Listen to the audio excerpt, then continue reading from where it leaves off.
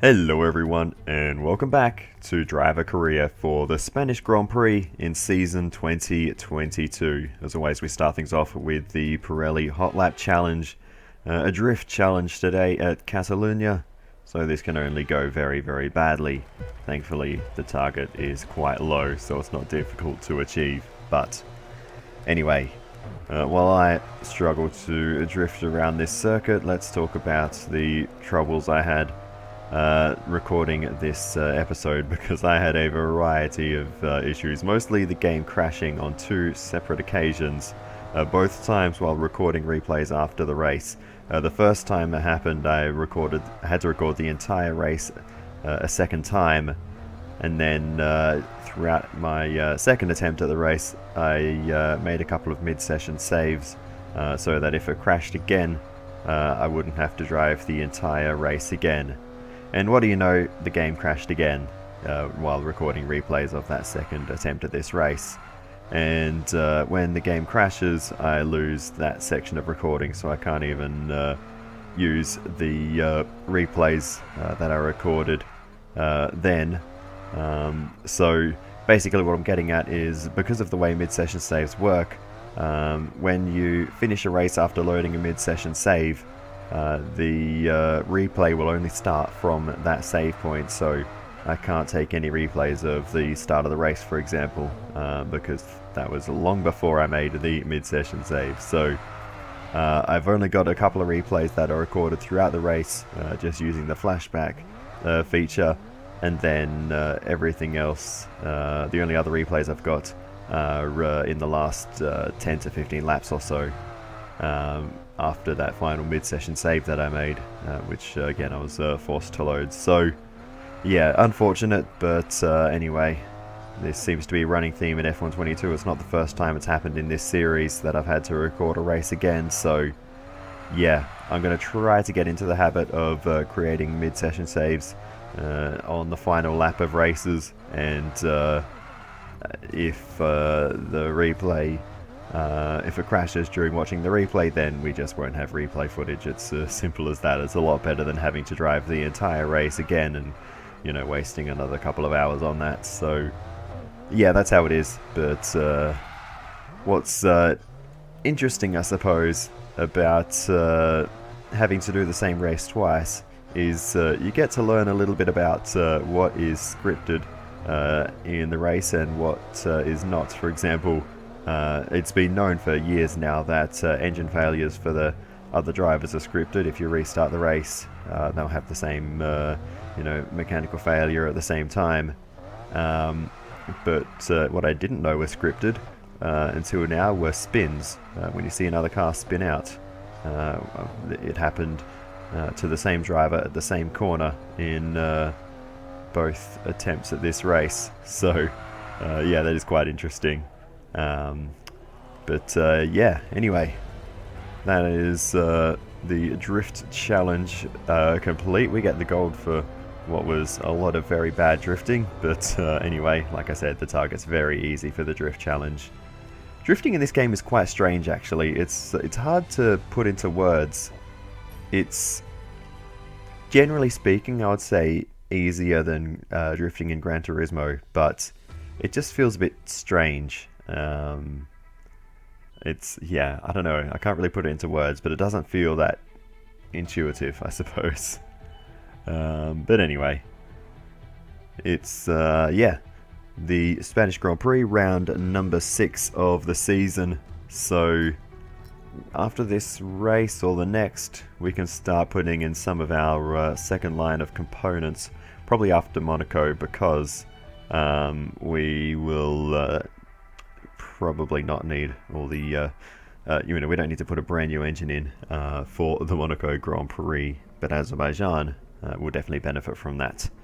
But anyway, despite all the upgrade failures we had last time, we still technically have the 5th fastest car somehow. So the target will be to get into the edge of the points.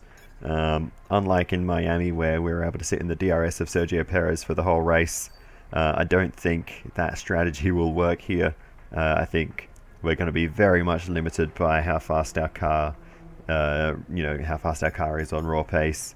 and with the downforce upgrades that failed, they would have been so useful to have here with all the long sweeping, medium high speed corners here. It's yeah, a shame. There's a bit of low speed as well where downforce can help a little bit. I guess that's probably a bit more chassis in that regard, but yeah, frustrating that we had those upgrades fail, but they'll be on the car for Azerbaijan, where we don't particularly need too much downforce on the car versus here in Monaco. But regardless, they'll be on the car there as well, so we'll get a nice beefy upgrade package for Azerbaijan, which is very nice, but yeah, it would have been good to have it for Spain like we were supposed to. But yeah, with after practice, all we had the resource points to purchase were the fixes to the upgrades that failed. We are feels like we're just chasing our tails at the moment. We are our own worst enemy. Forget the other teams improving, we can't even improve on our own car because all of our upgrades keep failing. But I'm just looking through all the departments to see where our car stacks up in each one. Generally speaking, we're sort of mid-pack in all departments. There's no particular weakness of the car. So yeah, and I'm also looking at durability to see what we can do there, because it's becoming reasonably clear that the ICE, the wear on that is a little bit too much. So yeah, we're gonna need to invest in that a bit. But the other components I think should be okay, but we'll see how that progresses as the season unfolds. But anyway, if we need to take a grid penalty in the last few rounds, that's just how it is. We go into qualifying then, and we'll skip straight on to the end of our first flying lap, taking plenty of curb there and probably damaging the floor in the process. But anyway, only one corner after that, so it's not a huge deal. We cross the line, but we only go P15, so we are struggling for pace here. There's no two ways about it. We've got a few tenths to find to Yuki Tsunoda, so there's more pace in the car. I just need to go out there and actually put a better lap together, it seems. So that's on me, and we go again on a brand new set of tyres in Q1, which we haven't had to do all that much. So yeah, this is a little unfortunate that we've got to go and burn up another set of rubber, but we do put in a better lap. It does get us into the top 10, but as we continue on, we immediately drop down into P11, P12, so we've made a little bit of a mess of the first sector on this consecutive lap here, but we do go green through turn 3, and we'll hold that and improve on our lap time towards the end.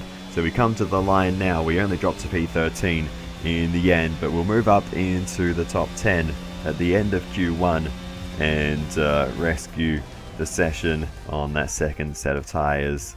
So that's much more like it. There's almost nothing between myself and Yuki Tsunoda except for Alpine of Fernando Alonso, but time-wise, it's only a few hundredths. So yeah, we are right on the limit of what the car can do, it seems. And I mean, this is kind of where we expected to be. The fact I'm ahead of the Alpines actually, because Alpine are technically ahead of us on the R&D chart, but both myself and Yuki ahead of an Alpine each. So yeah, that's interesting. But knocked out in Q1, we've got the Williams cars at the back of the grid, the two Aston Martins and Zhou Guanyu, the same 5 drivers we've seen knocked out in Q1 so many times this season. The Aston Martins, maybe a small hint of some improvement though, with Lance Stroll getting off the back row of the grid and Sebastian Vettel out qualifying at Zhou Guanyu in the Sauber. So yeah, the Williams cars absolutely the slowest in that session. But as we continue to race on or qualify on, our lap in Q2 was no good, and all we could manage was P14, and our qualifying is over. So yeah, that's it. We're knocked out. So is Yuki in P11. So Valtteri Bottas into the top 10. That's an awesome lap there from the Finnish driver there. But yeah, we are out qualified by Kevin Magnussen, probably for the first time in our rivalry. that we've got with the Danes. So, yeah, that's really unfortunate. Esteban Ocon's knocked out as well. So Yuki in both sessions faster than the Frenchman. And yeah, we out-qualify Mick Schumacher in this one, but that's it. So what happens in the next session is a bit of a mystery. Looks like Max Verstappen has the pace though at the moment. Let's get into the race. The Spanish Grand Prix has been a permanent fixture on the Formula One calendar for over 30 years now, and for good reason. Do you remember Michael Schumacher's absolute dominance here in that rain-soaked Grand Prix in 1996? That day he took his first ever victory for Ferrari, and we've had many more iconic moments since. It's a sellout crowd of 140,000 here today as we await lights out for the 730-metre sprint down into Turn 1. This is a 2.9-mile racetrack. Overtaking is challenging through the 16 corners, but there's still a lot of high-speed excitement to be found, including the flat-out Turn 3 and the terrifying blind right of Turn 9. So with the race not far away from starting, here's what today's grid rundown looks like. Charles Leclerc lines up on pole position, edging out Max Verstappen, who'll start from P2. Looking down the rest of the grid, we have Sainz, Perez, and Sir Lewis Hamilton, and Russell, Norris, Ricciardo, Fernando Alonso, and Valtteri Bottas, Tsunoda, Ocon, Kevin Magnussen, the scientist, Mick Schumacher, Vettel, Guan Yu Zhou, and Lance Stroll, Albon, and Nicholas Latifi. It's almost time for the lights to go out, so let's head down to the track where preparations are underway. And a warm welcome to Natalie Pinkham, who's beside me in the commentary box today. We should talk about Williams. What do you make of their performance so far this season? Well, the atmosphere within the team seems very positive at the moment. Everyone seems like they're in great spirits and having a lot of fun doing what they do. And that has definitely contributed to the performances we've seen.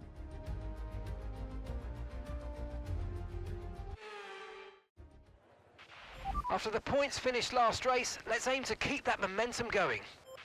Alrighty then, let's have a look at strategy. I spent far too long looking at this, trying every possible combination of tyres to see if I could find some magical way of saving a few seconds here or there versus the standard softs to sets of mediums, but in the end it was 16 laps on softs and then 25 laps in the two medium stints to get us to the end. That will be the way we do it. Most others will be choosing the same strategy. The Red Bulls are going to be starting on the mediums, so it'll be interesting to see how they go off the start. But we go to the 5 red lights and away we go. It's a short hold on the line today as we get underway for the Spanish Grand Prix. And it's pretty even between myself and Kevin Magnussen as we look to the inside, using the pit exit there to find some space, and we plunge down the inside into turn 1, and we gain a bunch of places there. Brave on the brakes as we had a bit of opportunity and some fresh air to dive into, and that's moved us up a host of places, up into 8th position. So we've rescued ourselves from what was a pretty wretched qualifying and immediately found our way up the order as Sergio Perez has dropped back into P7, so dropping a few spots there, 3 places down for the Mexican driver. Those medium tyres not providing the grip through the first few corners and dropping behind the Mercedes, the McLaren, and well, actually both Mercedes I should say, with Hamilton, Russell and Lando Norris getting through. And looks like Norris is ahead of Russell, which has been a great start for Lando as we race our way through the flat-out right-hander down the inside of Sergio Perez, who's still struggling on those medium compound tyres. You can see the air gap ahead of Lando Norris, who doesn't quite have the pace in the opening stage of this race to keep the fight going with the top few drivers in this race. Okay, the start was fine. Let's try and move forward. And yeah, that has been an interesting start for the top group. I would have loved to have shown a few replays, but unfortunately, like I said, I do not have those. Sergio Perez, though, has got those medium tyres warmed up now and has plenty of straight line speed to make the move down the inside. We actually have slightly higher top speed there, but Sergio Perez is later on the brakes. There's no point fighting with Sergio Perez at this stage, and he's going to just blaze off into the distance now. as we slot back in behind. So we don't have a lot of pace here at Catalunya, so we need to avoid battling as much as we can to run the fastest race possible as Kevin Magnussen spins. And wow, he almost collected the barrier there, but gets away with it. The Haas driver, a lucky escape there, on board with the Dane now to see how that happened, and the rear wheels just broke traction halfway through the corner. It's easy to do there, and Kevin Magnussen is a lucky boy not to have collected that wall on the left-hand side. Here is where I noticed the goings-on of lap 1. Max Verstappen making contact with Charles Leclerc, the Dutchman going too deep into turn 1, carted them both wide, and Sainz was actually able to sneak through into the race lead. Unfortunately, like I said, I don't have replays of any of that. The two Canadians coming together as well, Lance Stroll and Nicholas Latifi, resulting in front wing damage for Latifi, as well as Zhou Guanyu, both of them making pit stops on the first lap. Not entirely sure how the Chinese driver got involved in all of that. I think he was part of a separate incident, if I recall. But yeah, like I said, I don't have replays of any of that anymore, unfortunately.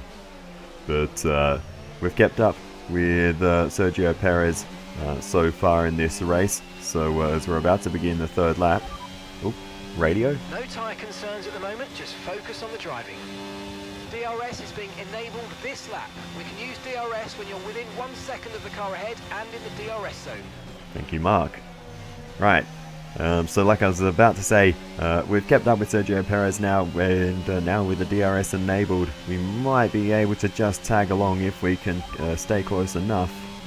Tyre condition still looking good. But right now the focus is on these two, George Russell and Lando Norris, fighting away side by side. It's inviting Sergio Perez to join the fight. Myself and Fernando Alonso not too far behind either, and Lando Norris is not giving this one up. That Mercedes car should in theory be a bit faster than the McLaren, but Lando Norris is going to keep this fight going through the chicane. Side by side they go, and Norris holds on. Awesome defense from the McLaren driver to keep that position. I don't know if it's particularly fruitful for his race, but I guess he's not really fighting any of the cars in front. Don't worry about the tyre condition for now. Everything's looking good. Yeah, so we might as well keep this fight going. And now Sergio Perez in front of us has got a run on George Russell, making the move to the outside. No way through there for the Mexican on the medium compound tyres. No pace, no grip to go around the outside, unfortunately. So Sergio Perez slots back into line as we go on board with Daniel Ricciardo, who has a big engine failure, a lot of smoke out the back of the McLaren there, and goodness me, that is a shame for Daniel Ricciardo. Didn't slow Yuki Tsunoda down, he went blazing through, and good thing too, because he is in a tense fight, which is now for the back of the top 10 with Esteban Ocon. That's over the final point, so that's an important fight between those two, and the battle with Alpine. But into the pits comes Fernando Alonso, the car immediately behind us on track, so this is for the undercut. Bit early, this is lap 13 of the race that Fernando Alonso has just come in on, and we're not scheduled to pit until lap 16, so presumably Fernando Alonso of course made it into Q3, so Fernando would have probably started on worn softs, which would explain the earlier pit stop. But yeah, we come around again, we're not going to box and respond to that. Fernando Alonso, as you saw, come out in a bit of traffic, and I'm hoping that can tip the scales in our favour. But we go on board with Fernando Alonso a lap later. He's still in traffic, he's got the DRS open, trying to make an overtake, but to no avail there towards turn 1.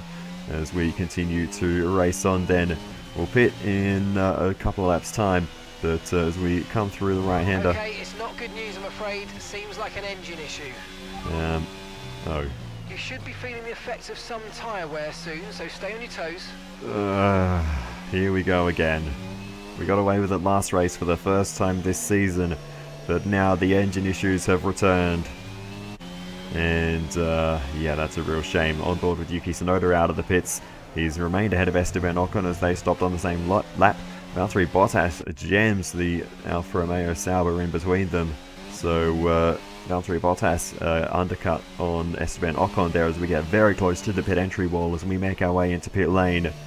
But yeah, with that engine issue, it's going to be hard to keep the fight going with these guys. As you can see, we were very close to that pit entry wall, actually phasing through it slightly, but no damage to that end plate miraculously. But that is as close as you dare That get was a fantastic stop, faster than we were expecting. to that wall there.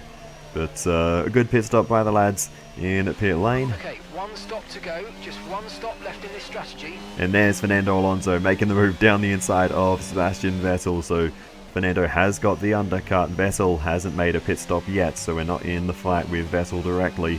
But he is between myself and Fernando Alonso. But I don't think that's going to matter, to be honest, because I don't think we're going to have the pace to fight with these two, with the issue we are suffering with.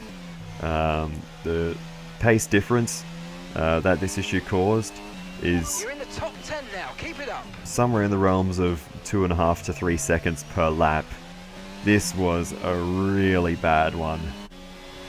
So, yeah, as we continue on, we had, before the pit stops, a 7.5 second margin to Yuki Tsunoda, and he has managed to close in alarmingly quickly, even despite the fact we're on fresher tyres. So, Okay, focus, we need to stay on form. real frustration.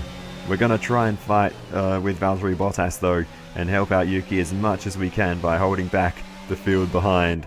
And we'll see if we can keep this going. We're side by side through turn 3 with Valtteri Bottas, Esteban Ocon there as well. And we know that Ocon has some pretty good pace. He was trailing Tsunoda for the entire first stint as Bottas makes a bit of contact with us. He understeered just ever so slightly off the apex through turn 4. And just nudged us slightly. No damage though. We're all able to continue. But Valtteri Bottas is still not giving up. And now towards turn 1. Once again, I don't think there's going to be much we can do to hold off Bottas this time. He's got alongside, but didn't quite have the speed to pull through straight away. But we were on the outside and in an awkward spot to keep that fight going. So unfortunately, that was it for the battle with Valtteri Bottas. And as we miss the apex of turn 9, running it out wide there, Esteban Ocon's got the run as well. And Tyre condition still looking good. at this point, there's no reason we need to keep fighting any longer. We're not in the top 10, and you know, the biggest threat to Yuki is Valtteri Bottas, and he's already through. So we'll let Esteban Ocon go, and yeah, we just focus on our own race, try and minimize the time loss if we can. And hopefully, if the issue is resolved eventually, we can Come on, you can win that place back. we can make our way back through the field. But there goes Schumacher. Yeah, At the moment, the car behind is lapping faster than us by around a second a lap. we have nothing to fight with, nothing at all, and it's so frustrating. Valtteri Bottas comes at us once again. So again, we're going to fight with the Finnish driver, as we'll be coming up to our second stop somewhat soon. But yeah, we are eventually going to have to let Bottas through. That Sauber though, he's got DRS, and we're faster in a straight line with an engine issue. So Valtteri Bottas, that Sauber is very slow, must be very draggy. Because it's got the same Ferrari engine as the Haas of Mick Schumacher. He was pretty even with us on the straights, so yeah, it must be a very draggy car, because in the top end, Bottas has nothing to fight with. Albon did catch up to us, but immediately decided to go diving off into pit lane and go for the undercut rather than trying to make that overtake on track. So we continue on our own, as we've now got Sebastian Vettel behind us. Vettel makes the move around the outside, and again, we're not going to fight it. There's just no point. Yuki is coming in for his stop now. And yeah, we're down currently in P14. Who knows where that is in corrected order, but Blue flag, blue flag. it's roughly accurate. And now we're getting blue flagged as Max Verstappen goes through. I don't know if he's the outright or the corrected race leader, I should say. Because he's on that alternate strategy and going to run the soft tyres at the end of the race rather than at the start. So it'll be interesting to see how that little battle plays out, and thankfully that's one we will be able to track later on in the race. But we come diving off into pit lane then for our second stop, and yeah, how the race has changed. You know, we were looking forward to a top 10, a nice battle with Fernando Alonso, perhaps. But Perfect job on the turn in there, mate. Looks like a nice stop time. We're happy with that one. yeah, it's all gone downhill and we're going to struggle to... Pit strategy complete. See these tyres through to the end now. I mean, on current pace, we're going to struggle to not finish last. That's really what this is about at the moment. Lance Stroll goes through. He's got the undercut on us as well, unless he's on the ultimate strategy. Touch wood, it seems like the fault has resolved itself. Oh my goodness. We are back. The engine is back on song, and we can fight once more in this race. The only problem is, we've dumped the better part of a whole minute with that issue. We were 7 seconds clear, almost 8 seconds clear of Yuki Tsunoda at the point that engine issue started. We can't actually see the exact time behind Yuki Tsunoda right now, but I'd wager it is above 40 seconds. No tyre concerns at the moment, just focus on the driving. So, yeah, that's frustrating. I mean, it's good that we're finally going to be able to fight again in this race, and we can start pushing forwards once more, but it's a bit too late, to be honest. We've only got one stint to go, and we've lost so much time in that. But I'm still going to try. We might just be able to scrape into the points, or at least get back in front of Kevin Magnussen, our rival. Still looking good. Bit of contact with Lance Stroll there on the way through. He was fighting very hard through the middle sector. It was a good overtake though on Lance Stroll. But yeah, the target now is to chase down. Teammate ahead is 35.9 seconds. Chase down Kevin Magnussen, and yeah, as Mark just said, 35 seconds right now to our teammate, and we would have closed that margin by a few seconds by this point, because I've been pushing hard. There's a fault with the DRS. You will not be able to open the rear wing. We're working on a fix. Stay out for now. Really? 2 faults in the same race. We can't open the DRS now. It's stuck closed. Not that we're close enough to make an overtake at this point, but that's the last thing we need. We finally get the engine working again, and the DRS fails. We're going to need to make some creative overtakes here if we want to forge our way forwards in this race. First up is Alexander Albon. We'll close into the Williams driver and see what we can do. But yeah, this race is throwing everything at us. And I've done as much as I reasonably can, but I think any hope of a meaningful result is now gone. The gap from us to the points is it's not a gap we can close. Even if we had, you know, a front-running car, I don't think we would have the pace to close into the top 10. We've just lost so much time with that issue. But anyway, we're vaguely within range of Alex Albon. We just need to find a good part of the circuit, get a good exit somewhere as we crank it sideways there. That's not quite what we needed to do, but yeah, we just need to find the right opportunity now. Kevin Magnussen is the second half up the road, so long as we can make overtakes, we should be able to close into Kevin Magnussen. Great chance of taking this position. Come on, you know what to do. I do know what to do, but unfortunately, I'm not sure I can. We'll see how it goes though, as we get a great run out of turn 3, and we're going to make the move down the inside into turn 4. We had so much grip through there, and I think maybe it was just staying out of the dirty air, which really helped us get past Alex Albon there. And now we have a clear shot at K-Mag and potentially Mick Schumacher as well a bit further up the road. But let's focus on one thing at a time.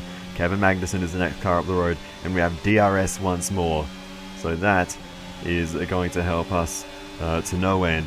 Round the outside of Kevin Magnussen we go into turn 4. Again, we had so much grip through turn 3, and it wasn't even a DRS assisted pass in the end. Might have helped us close the gap towards turn 1, but we make that move and put ourselves up into P14 at the moment. So we're ahead of our rival. Vettel is in the pits. Sebastian Vettel dives into the pits. And gap to the car in front is 6.1 seconds. And yeah, we've got a bit of a gap to close to Mick Schumacher up the road. Meanwhile, Max Verstappen has made his final stop onto the soft compound tyres and has work to do. Down the inside of Lewis Hamilton goes Max Verstappen, and the Dutchman takes the Brits off the podium and has the two Ferraris in sight, who are fighting away quite aggressively through the first couple of corners. He's the onboard with Carlos Sainz, who did have the lead at the end of the opening lap, but Leclerc's managed to grab that throughout the course of the race, through the pit stop cycles, and Carlos Sainz really wanted to get it back there. Home race for the Spaniard, but as we make the move, or we think about the move towards turn 1 on Mick Schumacher, no way through for us there. So we will have another go later on as we put a lap on Nicholas Latifi, but still not close enough to Mick Schumacher to get a move done on the German. And to some extent I am trying to draw this battle out because it's the only thing I've got left to fight for in this race, so I'm not going for any crazy moves. I say that, we go diving down the inside and we have to bail out across the inside there and cut the corner because Mick Schumacher was not about to give us some room on the apex. But we got a great drive around the outside, and we might be able to make this one stick on the outside. We switch to the inside towards the chicane, and we'll get the move done into this tight chicane section around the outside there. But we're through on Mick Schumacher. We move ourselves up another position. We've got more than half a minute to the next car, so that's all the progress we can make. Ahead is 34.7 seconds. But Mick Schumacher might not be on with us yet. He's got the DRS open towards turn 1, looks to the outside, but we'll just run a little bit deep into the corner. Hold off Mick Schumacher and seal the deal for P12. I think that's as much progress as we're going to get done today. With the issues we had, it's an okay result, but we'll see. We need a safety car, really, to make any further progress. Max Verstappen goes for the move around the outside of Carlos Sainz. Nicely done by the Dutchman to get the inside line for turn 5, and the Red Bull driver gets through and moves up into second position. So this was not part of the script for Ferrari. They took a 1-3 in qualifying and were looking strong for a 1-2 in the race, but Max Verstappen might be able to spoil that party. We'll see how it goes. But Lando Norris gets through on us. That was, of course, with blue flags. But yeah, we are going to see if we can keep up with Lando for a while. Remember, we're keeping up with Norris and Perez at the start until Norris Okay, we're sat in P12 now. made that stop. But now we are a lap behind the Englishman. Now down the inside of Charles Leclerc goes Max Verstappen into turn 1, and he's through before the corner. There was nothing Leclerc could have done to prevent that from happening.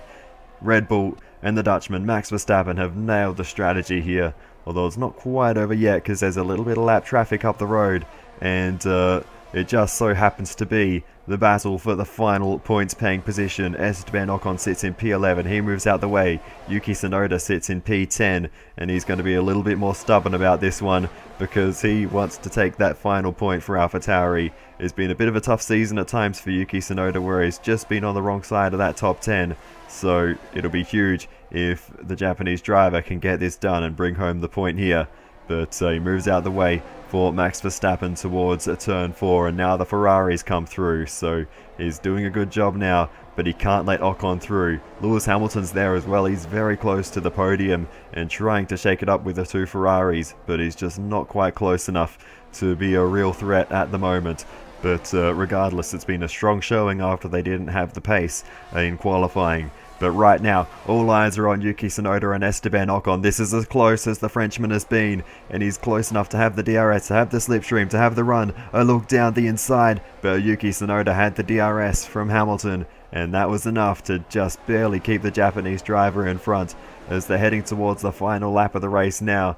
There's not many opportunities left for Esteban Ocon to get through, but there's another one towards turn 1. Tsunoda will need to try and stay within DRS range of the leaders if he can, because that could be a game changer towards turn 1, but the gap just continues to increase between Hamilton and Tsunoda. It's going to be a race towards turn 1 between Yuki Tsunoda and Esteban Ocon. Yuki just drifts off the racing line slightly, a defensive waft if you like towards turn 1 just to disincentivize the overtake, and Esteban Ocon is not going to go for it there. The Frenchman just wasn't quite able to get close enough, and that's the biggest opportunity now gone for Esteban Ocon as they are on what will be the final lap for them, the race leaders on lap 66. These two, of course, it will only be a 65 lap race, having just lost that lead lap. But we'll see what happens throughout the rest of this one, because there is not much between Esteban Ocon and Yuki Tsunoda. Looks like there might be just enough of a buffer between them though, as we now head towards the critical turn 9. If Yuki has the gap here, there'll be no threat towards turn 10. So let's see what happens. Esteban Ocon not that close, and I think Yuki might have done enough as they head towards the final real overtaking opportunity on the circuit. Yuki Tsunoda has done enough. He's well clear of Esteban Ocon there. I think the Frenchman might have burnt up the last of his tyres on the previous lap, and now has nothing left to fight with because he continues to drift further back. But out in front, it's been a masterclass by Red Bull and Max Verstappen with the alternate strategy. They'll come around the final corner to see the checkered flag first, and Max Verstappen takes victory at Catalunya and wins the Spanish Grand Prix. Awesome drive from Max Verstappen in the Red Bull, and Yuki Tsunoda equally as awesome, if not more. P10 and the final point, holding off Esteban Ocon for the entire race. It's been a really tough weekend for the team. A multitude of failed upgrades, as well as engine issues and DRS issues on our side of the garage. Yuki Tsunoda brings home a point for the team. Absolutely awesome stuff. We'll get P12 after the day we've had. Okay, pick up rubber and bring it home. That's honestly not too bad. I don't think we could have done any more than that with all the issues we were up against today. That's not a terrible result. We'll get the driver of the day as well. Red Bull pulling out all the stops today. What a great win. Natalie Pinkham, how do you think they were able to set themselves apart today? I think it was clear what the main contributing factor out of the track was: speed. It sounds like an awfully reductive statement, but fast cars win races, and we saw that today with our winner.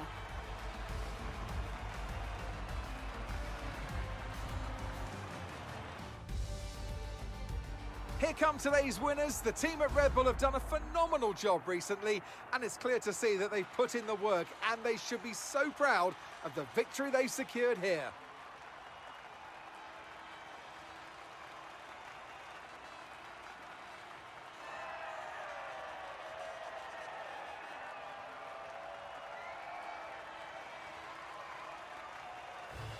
Well, there is certainly reason to celebrate for Max Verstappen, stealing the win away in the closing laps. P2 for Charles Leclerc and P3 for Carlos Sainz. I think they'll both believe they should have won today. So let's review the drivers' standings. Max Verstappen should be pleased with his performance, making gains at the top of the table. Let's focus on the driver of the day. Natalie Pinkham, come on, who do you pick? I have to give it to the scientist. That was a commanding performance today. Very impressive indeed. It's time to see how things are shaping up in the Constructors' Championship. And pulling further ahead in the standings, it's Red Bull. There was also a strong showing from the McLaren team today as they make their way up the standings. Well, what an end to another fantastic weekend of racing. Thanks to everyone who joined us, and we'll see you for the next one. Well, because I used a mid-session save, I don't have access to the highlights for this one, so I'll just run through the finish order and championship stuff very quickly. Max Verstappen ahead of Charles Leclerc and Carlos Sainz rounding off the podium. Then it was Lewis Hamilton not far away in P4 ahead of Sergio Perez, George Russell, Lando Norris, Fernando Alonso, Valtteri Bottas and Yuki Tsunoda rounding out the points finishes in this one. In terms of the drivers' standings, Max Verstappen extends the championship lead ahead of Sergio Perez, and it's 17 points between them now. In terms of the team's championship, we drop behind McLaren and drop to P5. Red Bull lead the way in the team's championship by now 88 points. So it's a big margin there over Ferrari and Mercedes, who are 115 points behind, less than half of the points of Red Bull. But yeah, that wraps up everything from the Spanish Grand Prix weekend. Okay, we've got a chassis department event. I suspect this is the other end of the one we had at the end of the previous episode. Seems like the chassis department weren't too frustrated with us missing that meeting, and we're okay with us going to the charity thing instead. We get a nice acclaim boost out of that. So I think mid-season we renegotiate contracts, if I recall correctly. so it might help out there. But we also get a little bit of a silver lining to that mechanical drama with 200 resource points. It's not a huge boost, but I'll take whatever I can get at this point. With all the upgrades that are failing, we need every last resource point we can possibly salvage.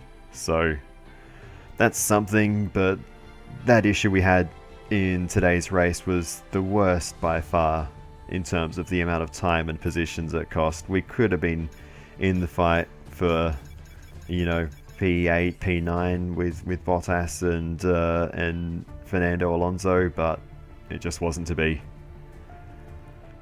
But yeah, thankfully, thanks to Yuki, we were still able to, as a team, still able to salvage a points finish. So we still come away with something. But yeah, it was a very frustrating weekend. For now, I'm putting the second power unit, the second ICE into the car. I might actually go back on that choice once we arrive in Monaco. I wasn't really thinking when I did that. I just thought that it was more than half worn and decided to chuck the next one in. But if we end up, you know, using the older engine in Monaco, it's better to do that than to, you know, to have to use it somewhere later on in the season, or, you know, it might even save us a grid penalty later on if we can get away with that. So let's hope that it works out. But yeah, we'll put the new engine in for Azerbaijan, I think. But anyway, we go through the timeline then. We had a major issue on the production line earlier this week, so the entire development package for the weekend has failed. Any redevelopments will need to be ordered from the R&D screen. What are these guys getting paid for? Fuel injection system upgrade failed. That's just... I think I'm going to start rushing upgrades now, because they seem to have a 100% chance of failing. You don't get 5 failures in a row. Like, that just shouldn't happen. So I might just rush every upgrade from now on, and you know, just know that I'll have to redevelop them when they inevitably fail, and hopefully that it works out to be a better system and we'll get the upgrades on the car sooner rather than later, because this rate of failures is unacceptable. It really is. Anyway, there's light at the end of the tunnel. We've got a beefy upgrade package coming for Azerbaijan, so that's something to look forward to, and all of those upgrades should have a 100% chance of being successful, because we've had to redevelop all of them. But hopefully in the future we can be better, and from Azerbaijan our season can really get started. But for now, that is all that we have to cover, so thank you so much for watching all the way to the end. I really do appreciate it. Please feel free to give me some feedback in the comments, it's always very helpful. And other than that, I will see you in the next one, and goodbye.